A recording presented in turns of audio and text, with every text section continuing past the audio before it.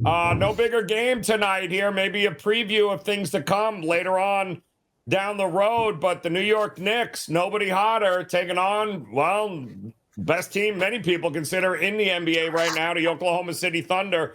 4.5, 223. What should we be looking at in this one, Vino?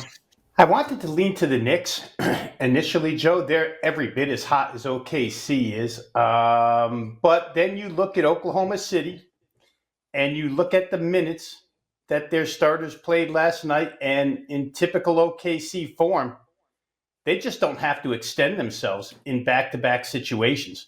Last night, you go like 9 deep from 14 to 30 minutes.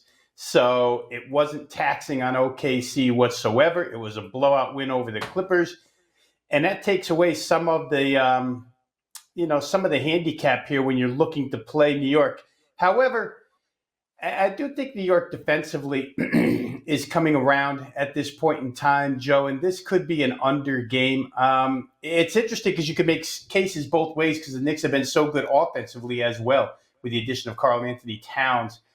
I tend to like the Knicks still in this situation, OKC on the back-to-backs. I think that the Knicks, when you match them up starter-wise, head-to-head, I think the Knicks have a couple of favorable matchups here. It's going to be a case of who can control tempo. OKC wants to run. New York generally wants to stay a little bit slower, but I do think the Knicks on the road are, like I say, every bit as hot as OKC right now. So I'm going to lean to the dog here, New York plus the points.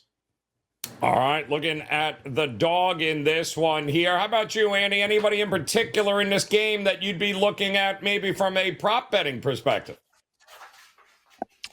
Yeah, I find Oklahoma City pretty tough to figure out props wise. And I think Rob touched on why.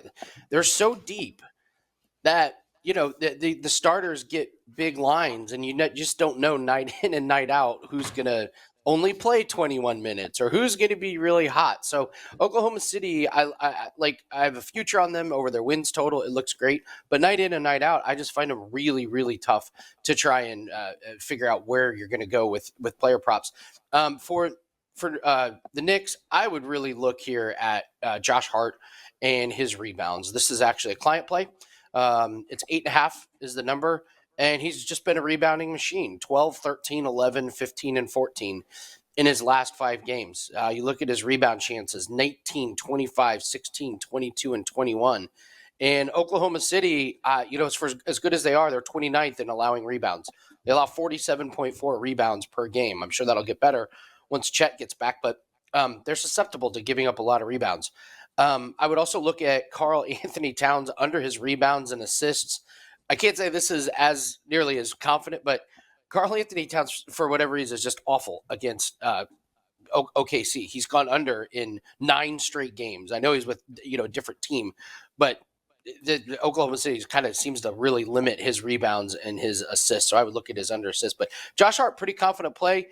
I would also say one of the markets that I love is in-season win totals. And Oklahoma City, it's amazing. 62.5 is their win total. And I got to be honest, Joe, I kind of like the over. They're 28-5. They don't even have Chet back. And like Rob said, these guys can go 9 deep. Back-to-backs are not a big deal for this team. They are just a perfect team for regular season. It reminds me of Boston last year. They can sustain an injury. So if you're into the in-season regular win total markets like I am, I would be playing Oklahoma City over.